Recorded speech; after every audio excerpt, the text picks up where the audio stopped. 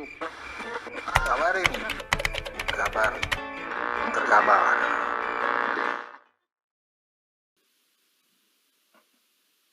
The Coordinating Minister for Economic Affairs, the Honorable Mr. Airlangga Hartarto, Minister of Foreign Affairs, the Honorable Mr. Sugiono, Minister for Investment and Downstream,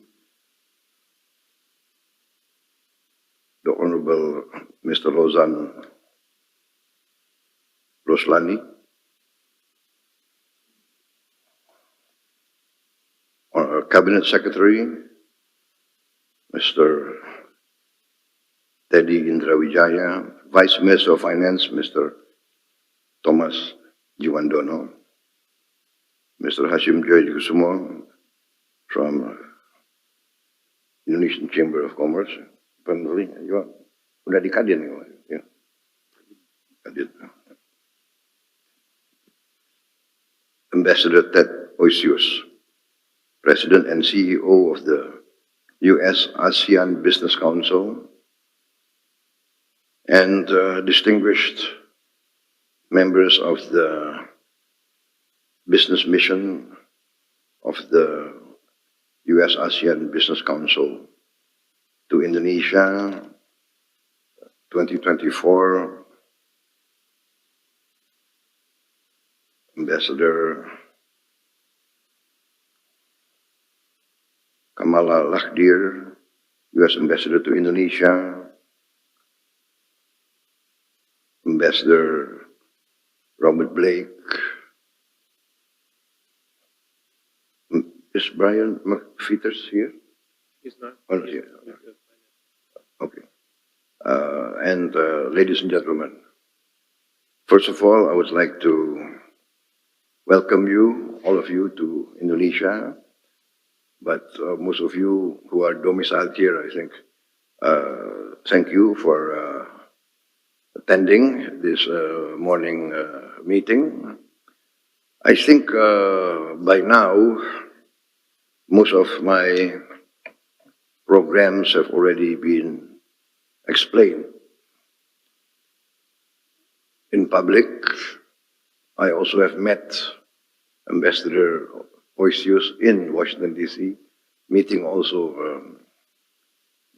many members of the US-ASEAN Business Council. As you know, my administration has only been active, been in office 44 days. Today is our 44th day. And of these 44 days, 16 days I was traveling. But I would like to say that I'm very satisfied with the performance of my administration in these 44 days. Most of the target that we have set for ourselves are being worked upon. Many of our commitments we have delivered, and I have to say that I'm very grateful to my team. Yesterday I had my third full cabinet meeting in 44 days,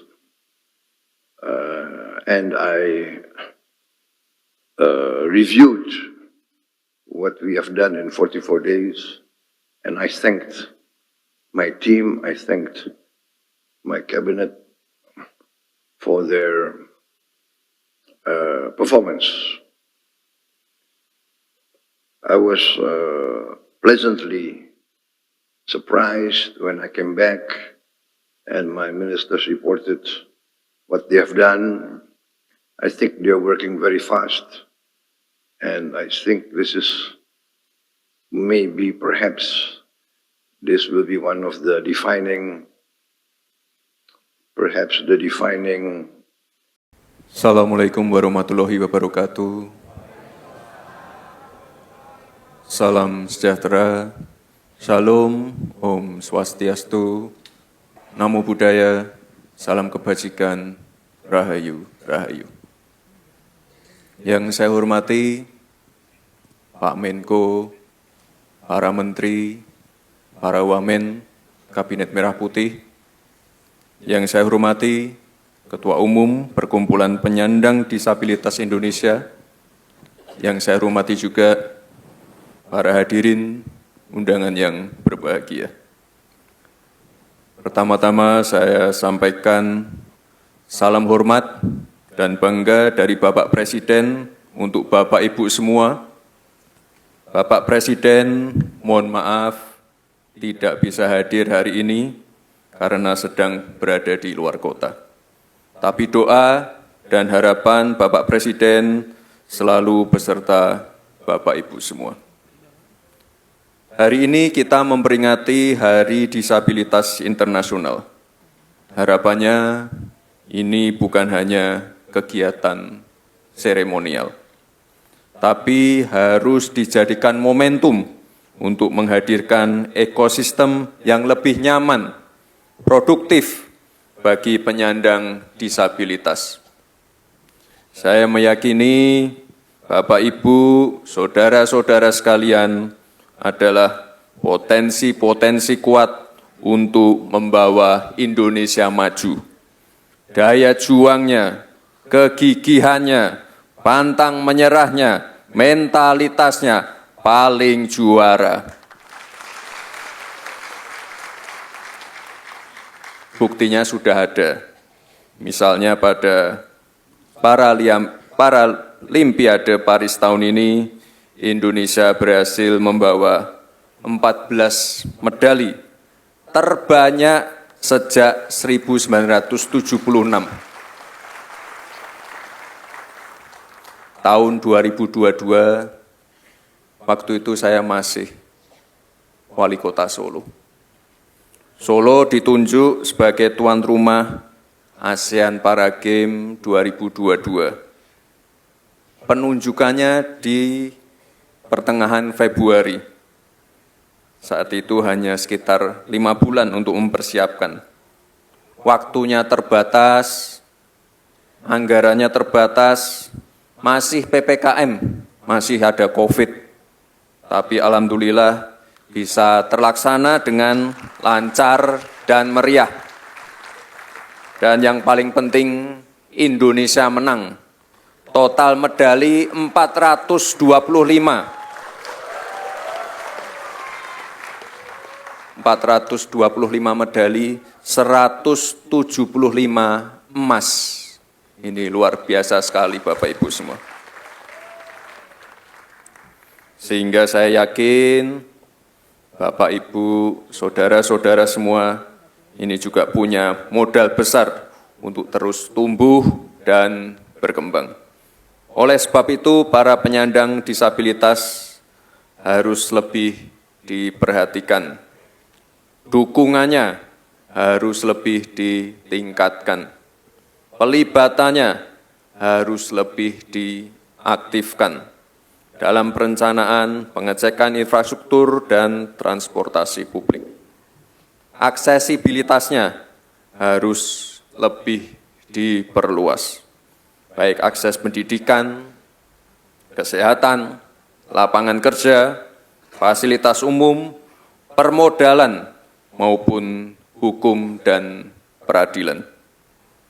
Kita telah memiliki Undang-Undang Nomor 8 Tahun 2016 tentang penyandang disabilitas, mengatur soal kesamaan kesempatan, pemenuhan hak, diskriminasi, pemberdayaan, perlindungan, aksesibilitas, penyandang disabilitas. 10 peraturan turunannya juga sudah ada. Sekarang kuncinya adalah implementasi di lapangan. Ada pengawalan di lapangan. Ini harus kita lakukan bersama-sama. Oleh sebab itu, kita tingkatkan kolaborasi. Ini saya mohon juga Pak Menko, para menteri, para wamen yang hadir, lintas KL, lintas pemerintah pusat dan daerah, bahkan pihak swasta, organisasi masyarakat. Ini kita butuh kerja bersama untuk mewujudkannya.